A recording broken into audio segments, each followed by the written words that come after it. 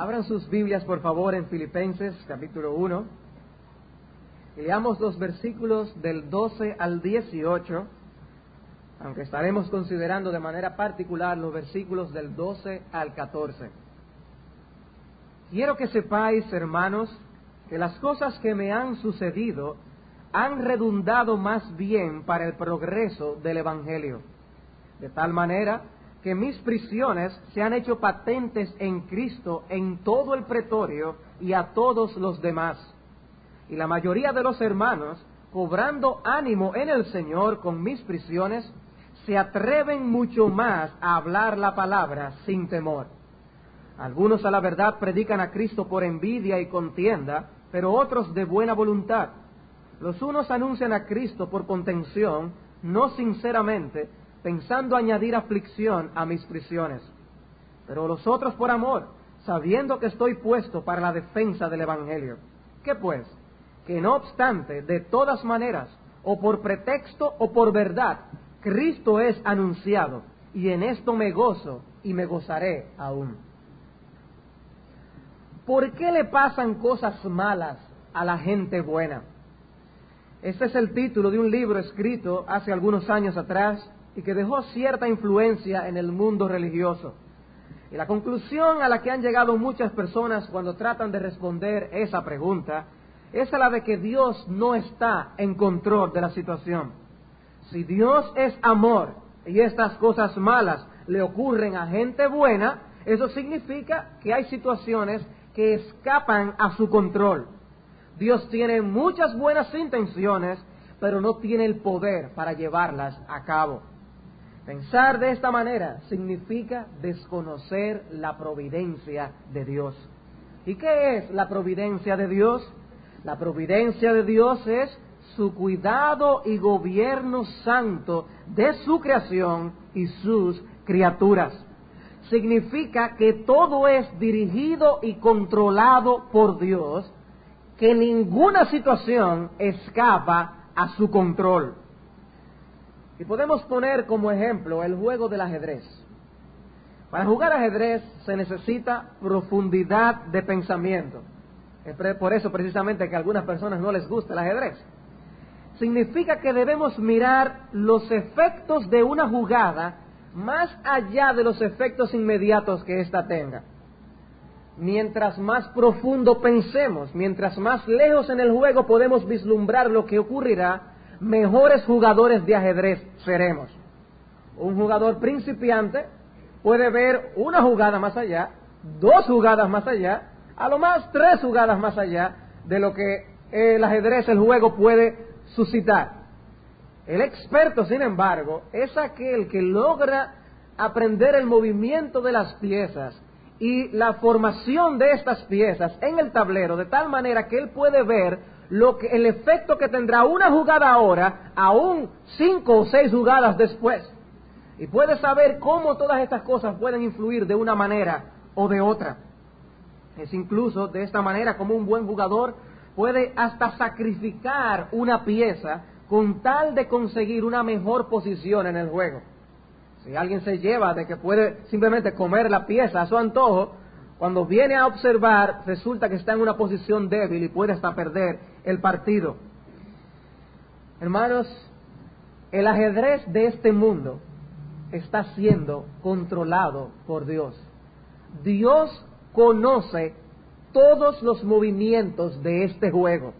Y es más, al final, por la revelación que tenemos en las Escrituras, sabemos que Él dará el jaque mate al diablo. Nosotros no conocemos por qué Él juega una pieza aquí, por qué Él mueve otra pieza allá, pero al final Él está moviendo las piezas de tal modo que quedará claro delante de nuestros ojos que Él fue quien ganó. El diablo no se rendirá sino hasta el final. Nosotros estamos en el medio del juego, observando las cosas que están pasando. Y a veces pensamos que el diablo tiene ventaja en algunas situaciones, pero no es así, hermanos. Dios tiene control. Dios tiene el control. Nosotros podemos dividir nuestra porción de esta noche, los versículos del 12 al 14, en 3 partes. Nosotros vemos que Pablo ciertamente se encuentra en una situación aflictiva. Pablo se encuentra en una situación aflictiva. Ya él ha introducido su carta, ya él ha dado un reporte de oración, ahora él pasa al tema principal, o a uno de los temas principales de la epístola, y lo primero es que estos hermanos se habían preocupado por su bienestar, por su situación, y él les habla con respecto a esto. Y lo que vemos es que Pablo primero evalúa su aflicción. Pablo evalúa su aflicción en el versículo 12. También como allí Pablo comparte su evaluación de la aflicción. Y después en los versículos 13 y 14, como Pablo explica su evaluación de la aflicción. Así que veamos en primer lugar cómo Pablo evalúa su aflicción. Cómo Pablo evalúa la aflicción en el versículo 12. Las cosas que me han sucedido han redundado más bien para el progreso del Evangelio. Para el progreso del Evangelio. La primera sección que yo quiero que veamos es cuáles eran estas cosas que le habían sucedido al apóstol Pablo. ¿Cuáles eran estas cosas que habían sucedido al apóstol Pablo? Él dice: quiero que sepáis, hermanos, que las cosas que me han sucedido han redundado más bien para el progreso del Evangelio. ¿Cuáles eran estas cosas? Y aquí, inevitablemente, tenemos que hacer un recuento de qué había pasado con el apóstol Pablo, de manera que suscitó preocupación en los hermanos y que él se ve obligado a hablar y a reportar delante de ellos. Los hermanos tenían conocimiento de cosas que habían ocurrido, cosas que nosotros no conocemos. Para nosotros se hace imprescindible ubicarnos en el contexto de lo que Pablo está diciendo aquí para poder entender la aplicación de este pasaje. Pablo había sido acusado falsamente, de manera que él vivía con el peso de la injusticia sobre sí. Y él lo sabía aún con anticipación de las cosas que le iba a pasar. Si vamos al libro de los Hechos, al capítulo 20, Hechos capítulo 20, versículos 22 al 25. Ahora he aquí, ligado yo en espíritu, voy a Jerusalén, sin saber lo que allá me ha de acontecer, salvo que el Espíritu Santo por todas las ciudades me da testimonio diciendo que me esperan prisiones y tribulaciones. Pero de ninguna cosa hago caso, ni estimo preciosa mi vida para mí mismo, con tal que acabe mi carrera con gozo y el ministerio que recibí del Señor Jesús, para dar testimonio del Evangelio de la gracia de Dios. Y ahora he aquí, yo sé que ninguno de todos vosotros, entre quienes he pasado predicando el reino de Dios, verá más mi rostro. Pablo estaba claro por el Señor que cuando él fuera a Jerusalén, él iba a padecer persecución, tribulación. Dice, con todo, yo no estimo preciosa mi vida. Yo voy a cumplir el ministerio que el Señor me ha dado. Ustedes no van a ver más mi rostro. Después vemos a Agabo profetizándole lo que le iba a acontecer en el capítulo 21, versículo 10. Y permaneciendo nosotros allí algunos días, descendió de Judea un profeta llamado Agabo, quien viniendo a vernos, tomó el cinto de Pablo y atándose los pies y las manos, dijo: esto dice el Espíritu Santo, así atarán los judíos en Jerusalén al varón de quien es este cinto y le entregarán en manos de los gentiles.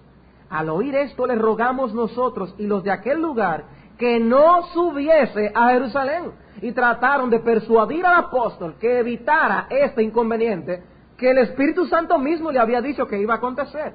Y noten la reacción de Pablo. Entonces Pablo respondió: ¿qué hacéis llorando y quebrantándome el corazón? Porque yo estoy dispuesto no solo a ser atado, más aún a morir en Jerusalén por el nombre del Señor Jesús. Dice, y como no le pudimos persuadir, desistimos diciendo: hágase la voluntad del Señor.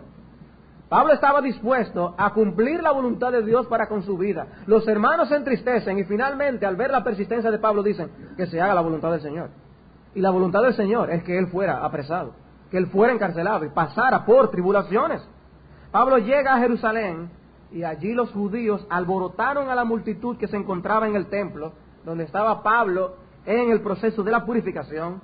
Lo atrapan, lo golpean, le atan con 2 cadenas, y dice la narración bíblica de la muchedumbre que ellos iban tras Pablo y que le iban voceando diciendo: ¡muera! ¡Muera! Las personas deseando la muerte de Pablo. Le llevan al tribuno, le insinúan que es un hombre sedicioso, y él pide una oportunidad para defenderse. Y es aquí cuando nosotros encontramos el testimonio público que él da de lo que el Señor había hecho con él. Él da testimonio de su conversión, y él aprovecha la oportunidad delante de todo el pueblo para testificar del Señor. Y llegó un punto en su defensa donde las personas no pudieron aguantarle más. En el capítulo 22, versículo 29. Versículo 22. Y le oyeron hasta esta palabra. Entonces alzaron la voz diciendo: quita de la tierra a tal hombre, porque no conviene que viva. Personas que estaban determinadas a deshacerse de él. Y dice, y como ellos gritaban y arrojaban sus ropas y lanzaban polvo al aire, mandó al tribuno que le metiesen en la fortaleza y ordenó que fuese examinado con azotes para saber por qué causa clamaban así contra él. O sea, él lo azotaban, la decisión era azotarlo para saber por qué era que le voceaban eso. Pero cuando le ataron con correas, Pablo dijo al centurión que estaba presente: ¿os es lícito azotar a un ciudadano romano sin haber sido condenado? Cuando el centurión oyó esto, fue y dio aviso al tribuno diciendo: ¿qué vas a hacer? Este hombre es ciudadano romano. Vino al tribuno y le dijo: dime, ¿eres tú ciudadano romano? Él dijo: sí. Respondió el tribuno: yo con una gran suma adquirí esta ciudadanía. Entonces Pablo dijo: pero yo lo soy de nacimiento. Así lo que luego se apartaron de él los que le iban a dar tormento, lo iban a torturar. Y aún el tribuno, al saber que era ciudadano romano, también tuvo temor por haberle atado. A Pablo estuvo a punto de ser azotado de una manera tormentosa. El asunto era tan confuso que ni el tribuno sabía ni siquiera de qué era que le estaban acusando. Ni siquiera a esta persona. Yo no sé cuál es el problema. Fue abofeteado públicamente, y el enojo contra él fue tal que el tribuno tuvo temor de que Pablo fuese aún despedazado por ellos. El capítulo 23, 10 dice: y habiendo grande disensión, el tribuno, teniendo temor de que Pablo fuese despedazado por ellos, mandó que bajasen soldados y le arrebatasen de en medio de ellos y le llevasen a la fortaleza. Una multitud enardecida contra Pablo. Y en medio de esta situación, el Señor se le aparece y le da ánimo. A la noche siguiente se le presentó el Señor y le dijo: ten ánimo, Pablo, pues como has testificado de mí en Jerusalén, así es necesario que testifiques también en Roma. Y estas palabras sirven de consuelo en medio de esta aflicción al apóstol Pablo. Los judíos vuelven y preparan un complot y juran que no iban ni a comer ni a beber hasta que Pablo estuviese muerto. Determinados, le envían entonces al gobernador Félix en Cesarea cuando Pablo se entera del complot y pide protección. Y allá fueron los judíos aún para acusarle. Y Pablo tiene que defenderse de nuevo. Y esta ocasión él habla delante de Félix. ¿Y cuánto tiempo estuvo preso allí en Cesarea? Dice la Escritura que 2 años, por lo menos. Más de 2 años duró Pablo preso en Cesarea en medio de esta situación. Y Félix le mandaba a llamar para conversar con el apóstol Pablo. Y dice la Escritura que le mandaba a llamar para ver si le daba dinero para soltarlo. Era una especie de tortura psicológica a la que Pablo estaba sometido, teniendo que soportar la presión de este individuo. Y por el simple hecho de congraciarse con los judíos, Félix, cuando ya iba a ser sustituido en el gobierno, lo dejó preso para congraciarse con los judíos. Otra vez más Pablo sometido a esta prisión. Mientras Pablo mantenía una limpia conciencia, los judíos contra él siendo preso injustamente y Pablo con una limpia conciencia. Dice él, alegando Pablo en su defensa, dijo: ni contra la ley de los judíos, ni contra el templo, ni contra César he pecado en nada. Capítulo 25, versículo 8. Dice: yo no he pecado en nada, de ninguna ley, ni contra César, ni contra ustedes, nada. Pero estaba padeciendo persecución. Y las autoridades sabían que con Pablo se estaba cometiendo una injusticia. En el capítulo 26, versículo 31 dice: ninguna cosa digna de muerte ni de prisión ha hecho este hombre. O sea, las autoridades, sabiendo que era una injusticia, estaba preso. Ustedes se imaginan la situación, lo que esto debió causar en el corazón del apóstol Pablo. Coloquémonos en la situación en la que se encontraba el apóstol Pablo. Él es enviado a Roma, sufre un naufragio bastante peligroso, están en peligro de muerte las personas que están con él. Parte entonces, llega de esa manera providencialmente a Roma, y en Roma predica el Evangelio como un preso domiciliario, custodiado constantemente por soldados romanos. Dice Martin Lloyd-Jones, predicando sobre esto, que él llegó a mencionar lo difícil que debió ser para el apóstol Pablo estar preso, atado a estos soldados. Dice, personas rudas y con un lenguaje de maldiciones y blasfemias junto al apóstol Pablo. Dice, eso debió ser otro elemento que debió ser algún aspecto difícil que se le añadía a la prisión del apóstol Pablo. El tipo de personas a las que estaba rodeado. Vamos a ver lo que el Señor hizo con esta situación. Pero debemos ubicarnos en la situación en la que se encontraba el apóstol Pablo. Cuando él dice, las cosas que me han sucedido han redundado más bien para el progreso del Evangelio, es a esto que se está refiriendo. Es a esto que se le está refiriendo.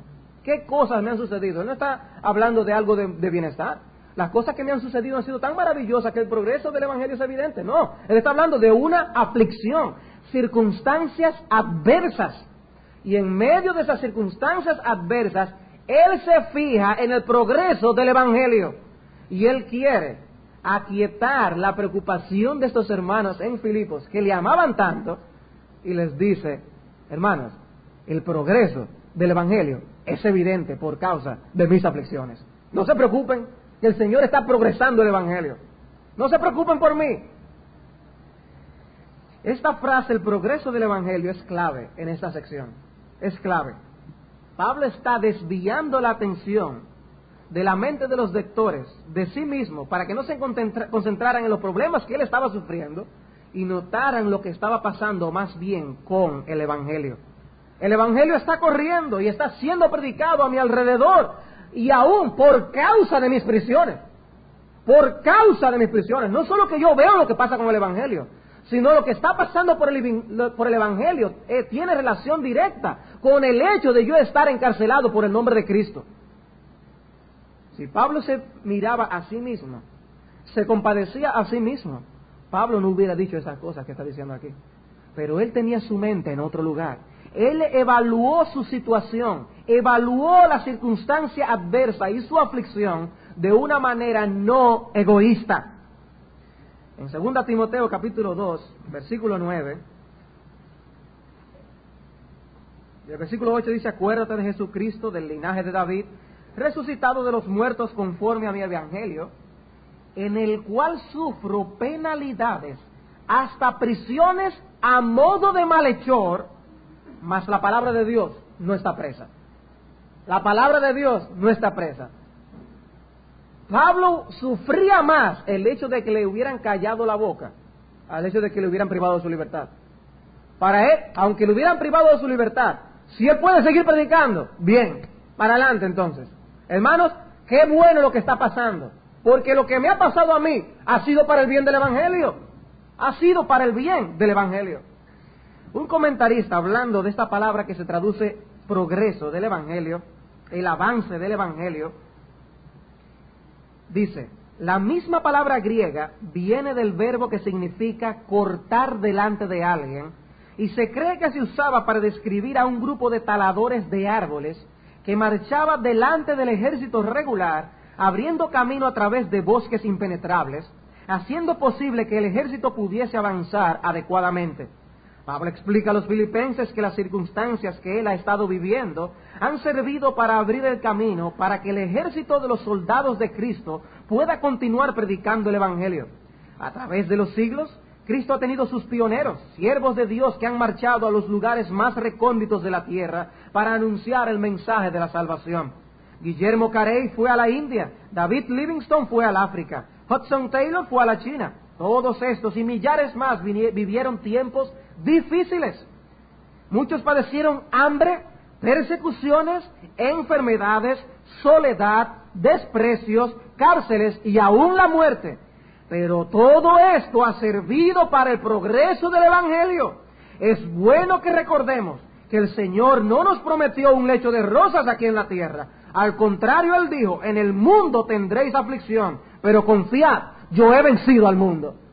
Y en medio de esta aflicción, el apóstol Pablo está diciendo, esta aflicción ha sido, hermanos, para bien. Esta aflicción ha sido buena para que Cristo sea conocido por las personas. Al llegar yo a Roma en medio de esta situación, el Evangelio está siendo predicado. Y Pablo sentía gozo en medio de esa situación. Vamos a ver en los siguientes textos cómo Pablo sigue manifestando su gozo en medio de esta situación.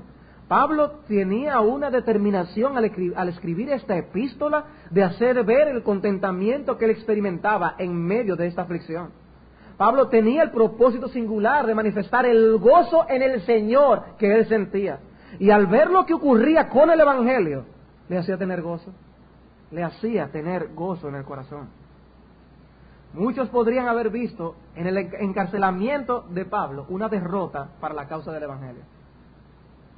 Bueno, y ahora con Pablo preso, ¿qué vamos a hacer? ¿Qué vamos a hacer? Pablo era el hombre clave. Ahora vamos a tener dificultades. Y desde el punto de vista humano, parecería ser así.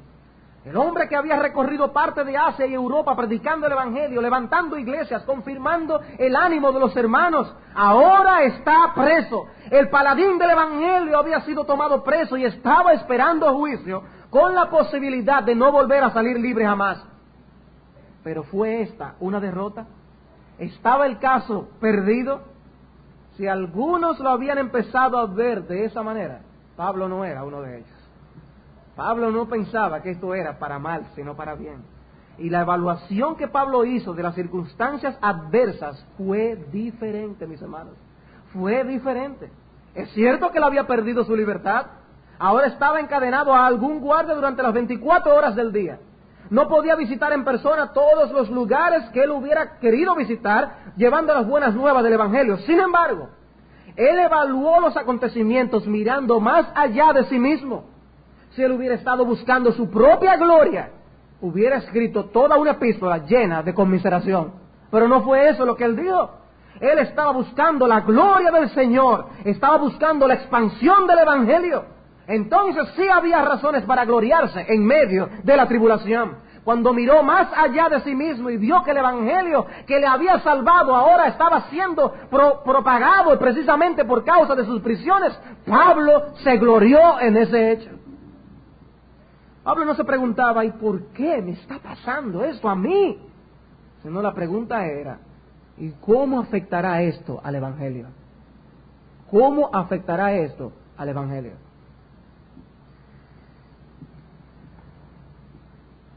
Dios nos coloca en medio de situaciones en las que a veces no vemos propósito alguno. El apóstol Pablo se encontraba en una situación difícil. El apóstol Pablo estaba en medio de una situación difícil. Sin embargo, esto no le llevó a concentrarse solamente en su problema y no ver qué es lo que esto implicaba para el Evangelio y para la persona de Cristo. Hermanos, cuando nosotros estamos en medio de la aflicción, tendemos nosotros a pensar única y exclusivamente en los efectos personales que tiene esta aflicción.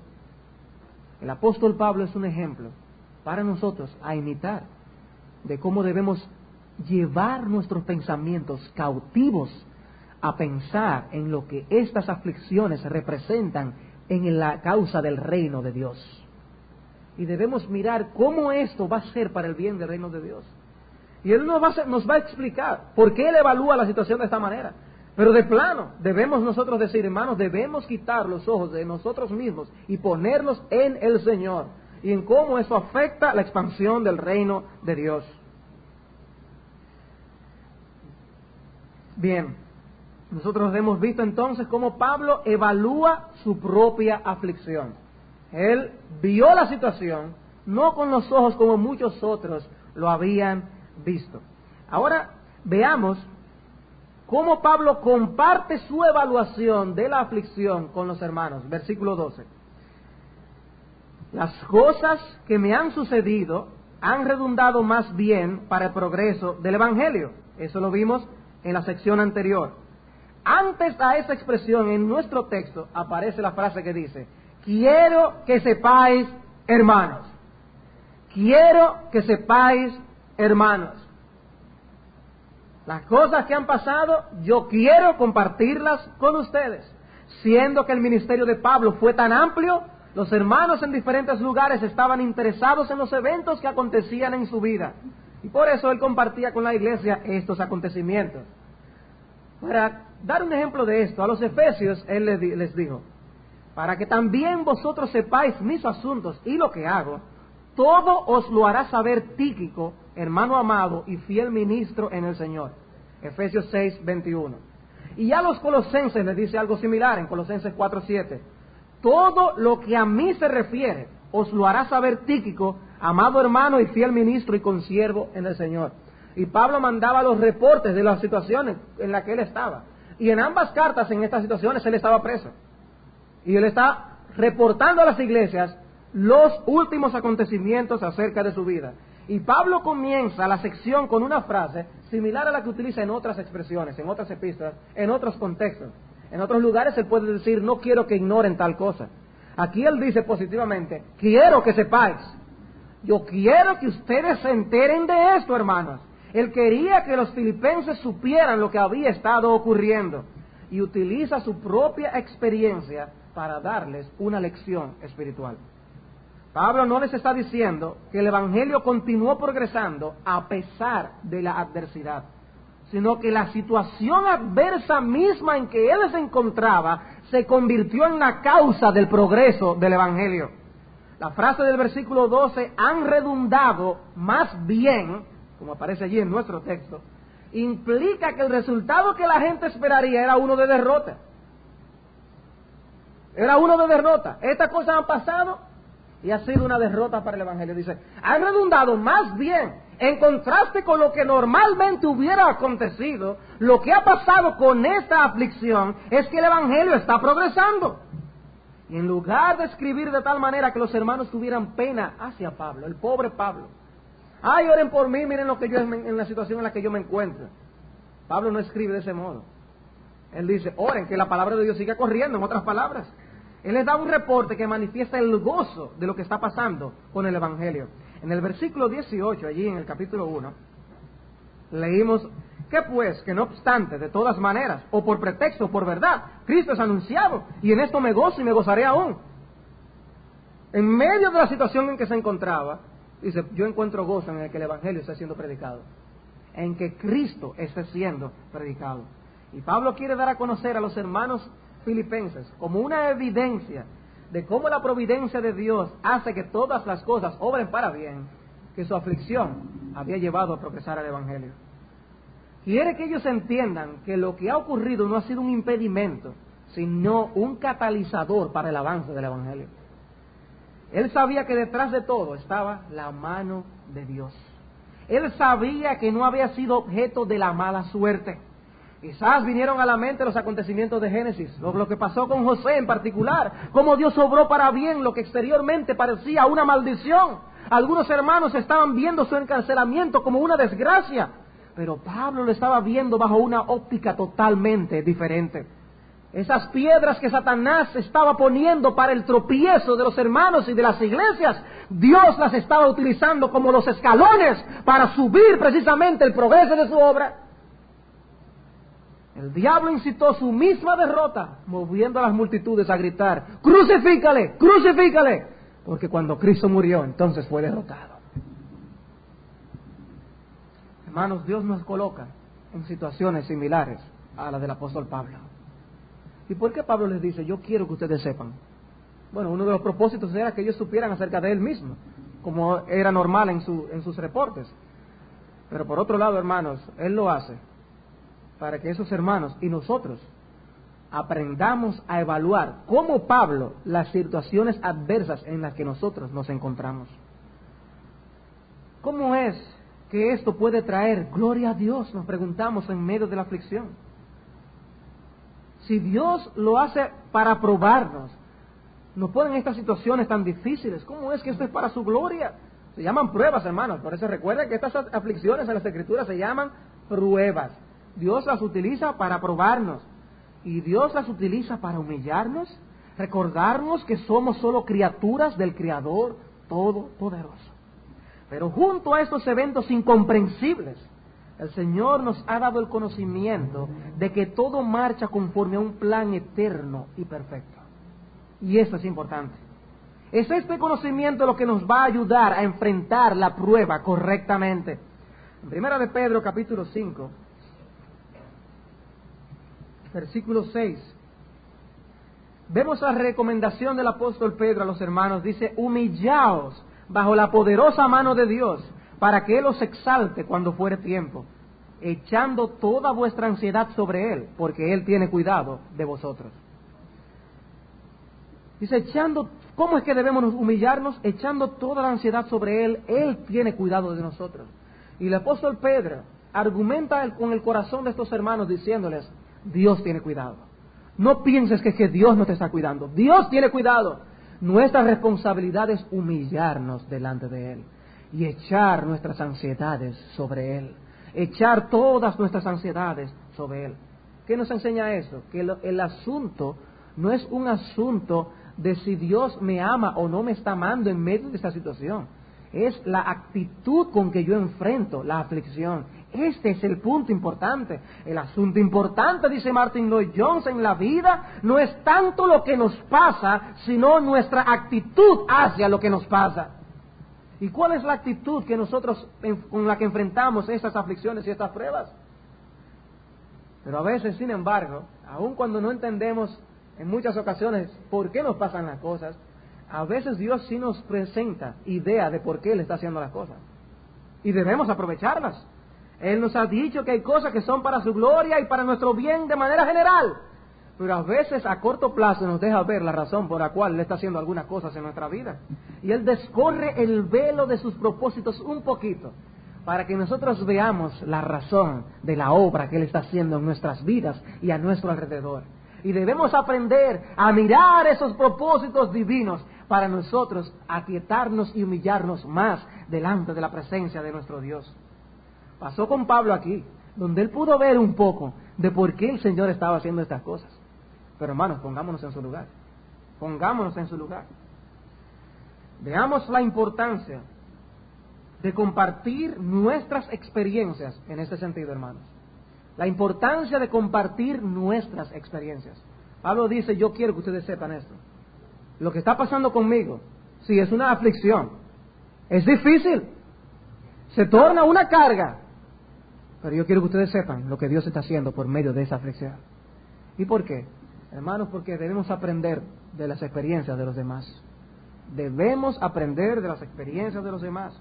Ha sido estimulante oír el testimonio de algunos de ustedes tras haber pasado por la prueba. ¿Cómo han podido ver el propósito que Dios tenía en todo lo que ustedes estaban pasando? Y cuando lo comparten con los hermanos, a veces hasta públicamente por medio de cartas, es de edificación.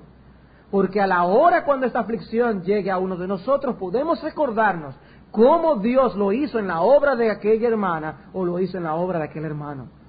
Y nos recordamos que Dios en todo tiene un propósito. Yo puede que no lo conozca, pero podemos entenderlo a la larga. Por eso alguien decía, uno de los puritanos, que la providencia de Dios debe leerse como el hebreo. En hebreo se lee al revés que en español. Entonces nosotros debemos leer la providencia de Dios al revés. Ver el fin. Para eso era que Dios estaba llevando todas estas cosas de esta manera. Y al ver lo que pasó, entendemos por cuál era la razón de por qué me pasó anteriormente. Pensemos en el caso de José. ¿A quién le hubiera gustado estar en el pellejo de José cuando él fue vendido a los egipcios o cuando él estaba preso? ¿A quién le gustaría? Pero cuando uno ve cómo termina la historia, cualquiera diría: me gustaría ser José. Pero porque estamos leyendo la historia al revés, ya nosotros sabemos el fin. Pero a veces no estamos en medio de la historia cuando estamos presos. Pues estamos en medio de la historia cuando nos están vendiendo. Nos están vendiendo, nosotros no sabemos qué es lo que viene. No sabemos nada, qué es lo que viene. Job no sabía que el Señor le iba a dar más hijos. No sabía que Dios le iba a restituir todas sus posesiones. Job no lo sabía. Hay momentos donde esto nos es simplemente desconocido. Pero cuando nosotros vemos que Dios ha sido bueno en la experiencia con otros hermanos, esto llena de estímulo nuestros corazones. Quiero que ustedes sepan lo que el Señor está haciendo con mi aflicción. El Evangelio está progresando por la aflicción, no en medio de la aflicción, sino por la aflicción misma. Y Dios puede utilizar tu aflicción, para el bien de ti mismo, o para el bien de otro hermano, o hasta para la salvación de una persona. Y si eso es así, hermanos, los planes de Dios son buenos y santos. Son buenos y santos. Todo va a acontecer conforme al decreto de Dios. Hermanos, nosotros no podemos escapar a los decretos eternos de Dios. Todo va a acontecer conforme Dios lo ha decretado. Lo que sí nosotros podemos aprender es a reaccionar de una manera piadosa a las cosas que nos van a acontecer. Eso sí podemos aprenderlo. Y lo vamos a aprender de cómo nosotros lo vemos esto ejemplificado en otras personas. Nuestra actitud y evaluación en medio de las circunstancias adversas es lo que cuenta. Solo cuando entendemos esto es que nosotros vamos a comprender a Pablo cuando él dijo en Romanos 5:3, también nos gloriamos en las tribulaciones, sabiendo que la tribulación produce paciencia. Uno lee este versículo y dice, pero Pablo es masoquista, porque ¿cómo me voy a gloriar en la tribulación? Pero cuando uno entiende la actitud como uno debe someterse a estas tribulaciones, a estas aflicciones, uno entonces dice, no, yo tengo que gloriarme por el resultado. No era que Pablo era masoquista, el que veía más allá. Y él mismo también dijo en 2 Corintios 12:10, por amor a Cristo, me gozo en las debilidades, en afrentas, en necesidades, en persecuciones, en angustias. Me gozo, decía él. Pero Pablo, ¿y cómo te vas a gozar en la persecución? Pero yo me gozo en la persecución por lo que esta persecución logra en mí. Él dice, porque cuando soy débil, entonces soy fuerte en el Señor. Y Santiago nos dice, tened por sumo gozo cuando os halléis en diversas pruebas. Pero por sí mismo, dice, no, sabiendo que la prueba de vuestra fe produce paciencia. Es este conocimiento lo que nos va a ayudar a nosotros a enfrentar la aflicción adecuadamente. Y hermanos, tenemos que decir que dos hermanos pueden encontrarse en el mismo tipo de aflicción y no necesariamente van a reaccionar de la misma manera. No necesariamente. Dos hombres pueden mirar al cielo durante la noche y mientras lo que uno ve es la oscuridad, el otro lo que ve son las estrellas. La misma aflicción, pero son vistas desde dos ópticas diferentes. ¿Cómo ves tú las aflicciones que llegan a ti? ¿Como el apóstol Pablo? ¿O te centras tú en ti mismo y te llenas de un sentido de conmiseración, de lamento personal, de por qué a mí, de cuestionamientos? Pablo es un ejemplo a imitar. Pablo es un ejemplo a imitar. Todo depende de la forma en que evaluemos las cosas. Pablo evaluó la situación adversa en la que se encontraba de una manera piadosa. Las situaciones por las que atravesamos no son únicas de nosotros como individuos. No son únicas. Pedro nos dice que los mismos padecimientos se van cumpliendo en vuestros hermanos en todo el mundo. Primera de Pedro 5:9. Pero cada uno reacciona de un modo diferente. ¿Cómo reaccionas tú? ¿No puedes ver las cosas como como el otro hermano lo está mirando? Posiblemente se encuentran en la misma condición. Posiblemente están pasando por los mismos problemas. O lo ha pasado. ¿Estás tú reaccionando como él lo hizo cuando le tocó pasar a él por esa situación? Es un asunto de utilizar lo que nosotros sabemos que el Señor está haciendo con ellas. Porque tanto el versículo de Romanos 5:3 que leímos, como el de Santiago 1:2 y 3, dicen que nosotros vamos a tener sumo gozo en medio de esas aflicciones por lo que sabemos. Por lo que sabemos. ¿Cómo tú utilizas el conocimiento de lo que Dios está haciendo en tu vida cuando tú estás en aflicción? Es ahí el punto, hermanos. Es ahí el punto. Vayan conmigo a Romanos capítulo 8 un instante. Noten las cosas que se mencionan en el versículo 35. ¿Quién nos separará del amor de Cristo? ¿Tribulación, o angustia, o persecución, o hambre, o desnudez, o peligro, o espada? Son cosas realmente en las que ninguno de nosotros anhela encontrarse en medio de esta situación. ¿Quién quiere estar en tribulación? Ay, ojalá que me llegara una persecucioncita, o pasar por hambre, o estar que yo no tengo ni ropa ni qué ponerme, peligro o espada. ¿Quién quiere pasar por una situación así? Ahora, lo que Pablo está diciendo en este pasaje es, ¿quién es el victorioso? ¿Quién es el victorioso? ¿El que está librado de esta situación o el que tiene la libertad de lo que Dios puede hacer aún en medio de esta situación? Vamos a ver lo que dice el versículo 37. Dice, antes, en todas estas cosas somos más que vencedores por medio de aquel que nos amó. Él nos dice, antes de todas estas cosas somos más que vencedores. Él no dijo eso. En todas estas cosas somos más que vencedores. Aún en medio de la persecución, de la tribulación, de la angustia, del hambre, de la desnudez, del peligro y de la espada, por Cristo somos más que vencedores, aún en medio de ellas. Y Pablo es un ejemplo de esas mismas palabras. En la aflicción se encontraba y en la aflicción él se veía como un victorioso. Soy un soldado más del Señor que ya tiene la victoria. El Evangelio está progresando. La palabra de Dios está siendo predicada. Tenemos la victoria garantizada, hermanos. No es una derrota. No es una derrota. Y nosotros debemos librarnos del espíritu derrotero que nos suma en la inutilidad por nosotros estar en medio de la aflicción. Pablo, por estar en medio de la aflicción, no se entregó a la inutilidad. Pablo se dedicó a servir a su Señor. Y esto nos lleva a nuestro último punto. Hemos visto cómo Pablo evalúa su aflicción. Hemos visto cómo Pablo comparte la evaluación de su aflicción. Y en tercer lugar, veamos cómo Pablo explica su evaluación de la aflicción. Los versículos 13 y 14, mucho más brevemente. Dice, de tal manera que mis prisiones se han hecho patentes en Cristo en todo el pretorio y a todos los demás, y la mayoría de los hermanos, cobrando ánimo en el Señor con mis prisiones, se atreven mucho más a hablar la palabra sin temor. Él ofrece dos evidencias por las que muestra el progreso del Evangelio. La primera se encuentra en el versículo 13. Mis prisiones se han hecho patentes en Cristo en todo el pretorio y a todos los demás.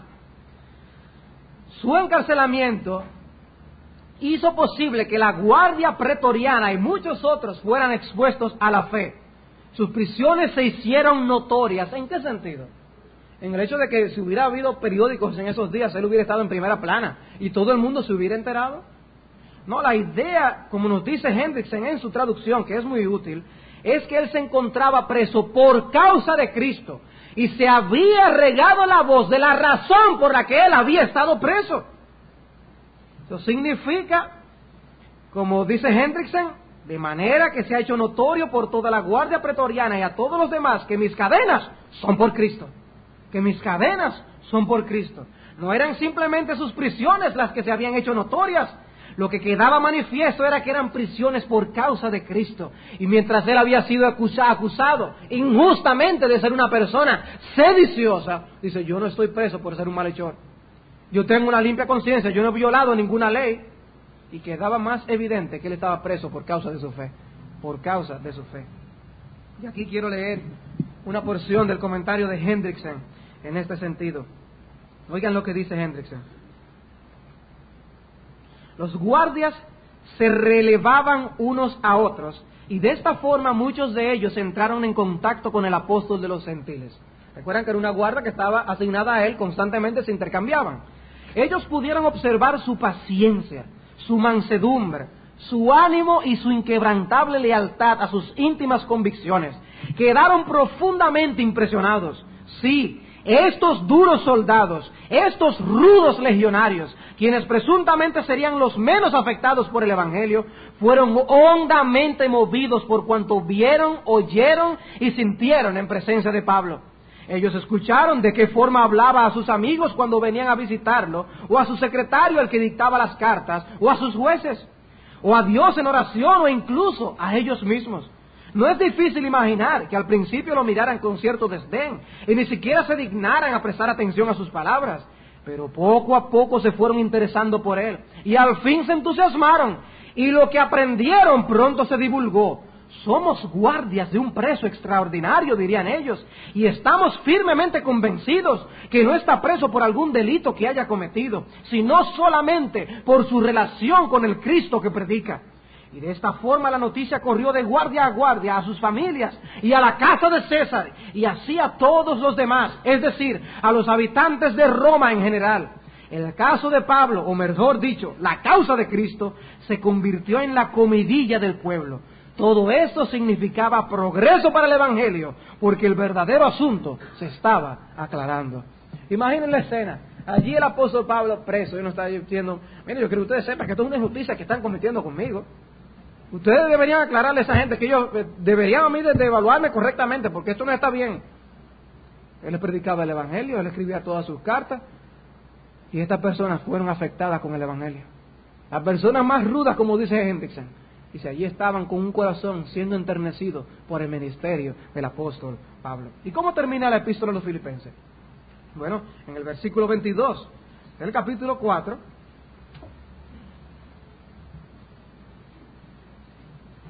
dice, todos los santos os saludan, y especialmente los de la casa de César. Ya los hermanos estaban ya identificados con la causa del Señor y mandaban saludos allá. Yo quiero que me saluden esos hermanos que están allá. Debieron conocer a estos compañeros de milicia del apóstol Pablo cuando iban a visitarle. Y ahora ellos se identificaban con la obra del Señor en quienes ellos habían depositado su fe. Los de César os saludan. Ahora ustedes pregúntense, hermanos. Ustedes están llamados a predicar el Evangelio. ¿Cómo sería mejor? ¿Estando libres para nosotros poder propagar el Evangelio y ir a donde quiera nosotros queramos? ¿O estar presos? Si me cogen preso es un problema para el Evangelio. Ahora, si evaluamos nuestras aflicciones de esa misma manera, no estamos viendo la providencia de Dios en todo el asunto. Y Pablo estaba consciente de que todo era manejado por el Señor. Y lo que él pasó al final nos muestra cómo el Señor utilizó esto. Quiero, hermanos, que ustedes sepan que las cosas que me han pasado han redundado para el progreso del Evangelio. Y esta es una de las cosas que han pasado. ¿Quién se iba a imaginar que el Evangelio, de la manera que se iba a diseminar en Roma, era precisamente a través del encarcelamiento de Pablo? Pues es el medio que el Señor utilizó. No sabemos cómo Dios va a utilizar las cosas que acontecen a nosotros.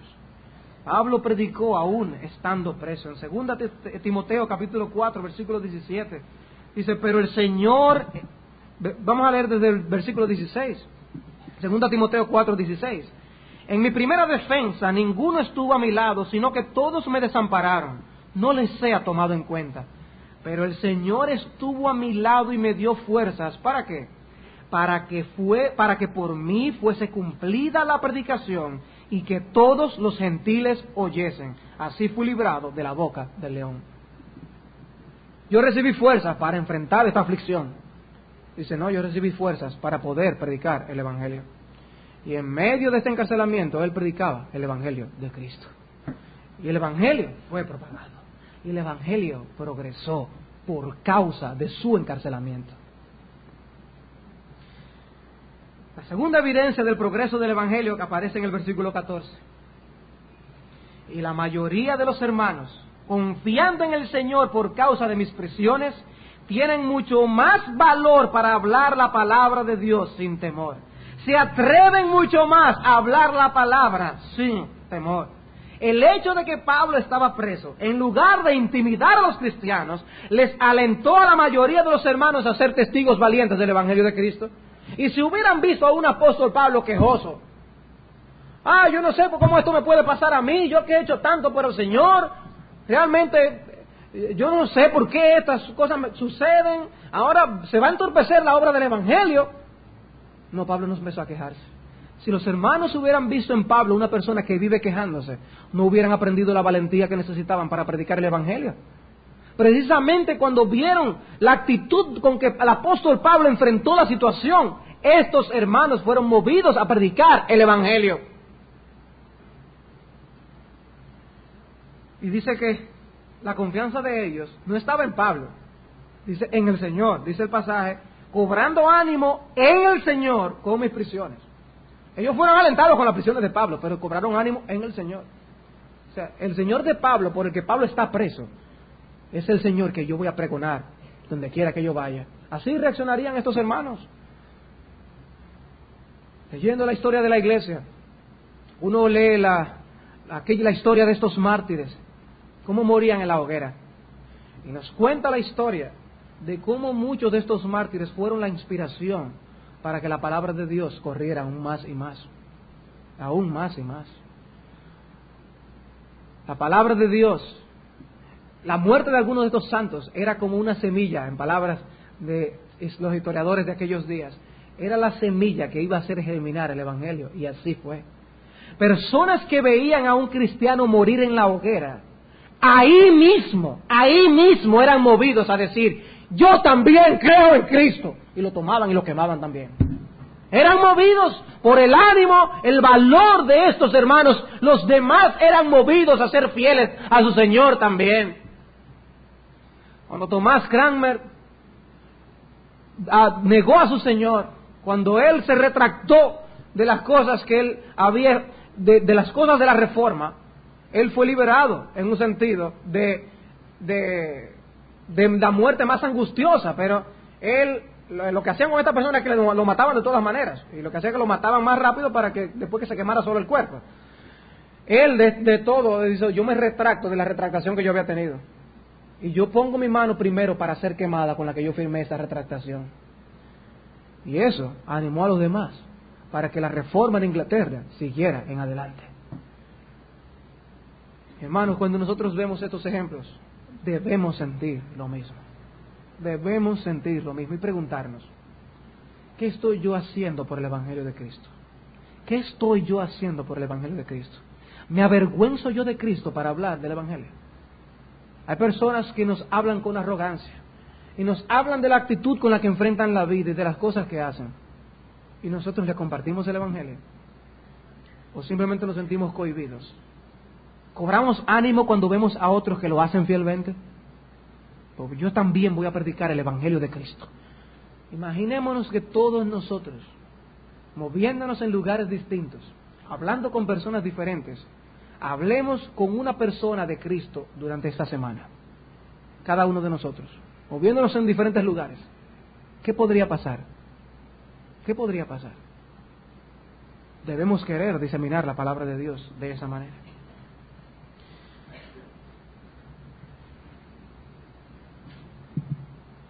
A modo de aplicación, podemos mencionar 3 cosas. En este pasaje vemos una vez más el cumplimiento del gran principio de Romanos 8:28. A los que aman a Dios, todas las cosas les ayudan a bien. Todas las cosas les ayudan a bien. Vemos la aflicción por la que pasó el apóstol Pablo en esta situación, pero vemos cómo Dios utilizó esto para el bien del Evangelio de Dios. Como decía Matthew Henry, Dios es el gran alquimista. Y vemos a Dios a veces que mezcla algunos ingredientes y decimos, ¿y qué será lo que sacará de eso? ¿Qué será lo que el Señor sacará de en medio de esa situación? Y cuando vemos, saca una obra maravillosa de su gracia.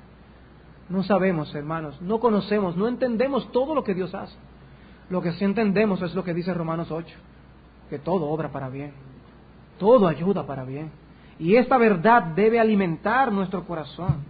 No tienen que buscarlo, pero el salmista en el Salmo 119, en el versículo 67 y en el versículo 71, dice palabras instructivas, dice, antes que fuera yo humillado o afligido, descarriado andaba, mas ahora guardo tu palabra. Y la aflicción y la humillación le ayudó en este sentido. Y el versículo 71, bueno me es haber sido humillado, afligido, para que aprenda tus estatutos. Son estas cosas que Dios utiliza para nuestro bien. Dejemos a Dios mezclar los ingredientes, que Él sacará la gran obra. En segundo lugar, vemos una vez más ilustrada la realidad de que los demás observan cómo nosotros enfrentamos las tribulaciones. Los demás lo observan, como lo hacían con Pablo, así lo harán con nosotros. Lo que tú y yo hacemos en medio de la adversidad y los problemas puede ser lo que dará aliento a otros. Puede ser lo que afecte a muchos. Otros creyentes serán afectados y cobrarán ánimo para pasar por tribulación o para ser más fieles al Señor. Los incrédulos serán movidos a preguntarse ¿y por qué esta persona reacciona de esta manera? Tu aflicción, mi hermano, puede ser un gran instrumento evangelístico, como lo fue en la vida del apóstol Pablo. Muchas veces Dios trae las aflicciones a nuestra vida para traer una perspectiva correcta de la vida. Porque algunos de nosotros dejamos de pensar cuando las cosas van bien. No pensamos. Y a veces lo único que nos preocupa es el trabajo y el bienestar. Y perdemos el trabajo o el bienestar. Y entonces, ¿qué hacemos? Comenzamos a tener pensamientos santos acerca de la vida. Pensamos a alimentarnos con lo que Dios dice acerca de la vida, porque ya se nos quitó aquel bienestar. Y eso nos ayuda para bien. Nos hace pensar en el mundo venidero, nos hace ir al Señor por nuestra insuficiencia, nos lleva a poner nuestra confianza en Dios. Y cuando los demás lo ven, dice, el Señor está haciendo algo en la vida de fulano. El Señor está haciendo algo, ya el hermano es distinto. Después de esta prueba el hermano no es el mismo, es otro. Tú puedes ser un gran instrumento evangelístico. Tú puedes ser un gran instrumento de estímulo a un hermano. Y finalmente, en tercer lugar, el ver el Evangelio expandirse en la tierra debe ser uno de nuestros mayores anhelos. El ver el Evangelio expandirse por toda la tierra debe ser uno de nuestros mayores anhelos. Ahora que tenemos este ministerio radial, si el Señor en su voluntad nos permite comenzar, hermanos, debemos poner esto en las manos del Señor y rogar que las almas le conozcan, aunque nosotros no conozcamos las almas que han sido salvadas. Pero que nuestro anhelo sea que nuestro Salvador tenga más creyentes, más personas que confían en Él, que se postren y se doblen delante de su soberanía y de su autoridad. Sí, hermanos, ese debe ser nuestro anhelo. Quiero que sepáis que mis aflicciones han redundado para el progreso del Evangelio. Esto puede pasar contigo y conmigo esta misma semana. Vamos a orar. Señor y Dios, nosotros sabemos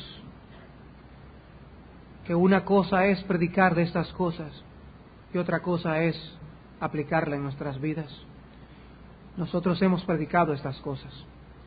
Ahora te pedimos que tú las apliques en nuestras almas. Te oramos, Señor, que tú nos permitas ser un pueblo fiel y aún en medio de la aflicción tener confianza en ti. Saber depositar todas nuestras ansiedades sobre ti, porque tú tienes cuidado de nosotros. Te alabamos y te bendecimos por el ejemplo que nos es el apóstol Pablo. Te oramos que tú nos hagas más como él, que tú nos permitas tener el celo que él tenía. Dios, Señor, que podamos acabar hasta el último de nuestros días siendo preservados por tu gracia. Líbranos y guárdanos de la queja. Líbranos y guárdanos de centrarnos en nosotros mismos y permítenos tener mentes cada día más celestiales. Quebramos estas cosas porque tú estás en los cielos y tú nos has enviado tu palabra con este fin, y a ti te rogamos que lo hagas en nuestro corazón. Te lo pedimos en el nombre de Jesús. Amén.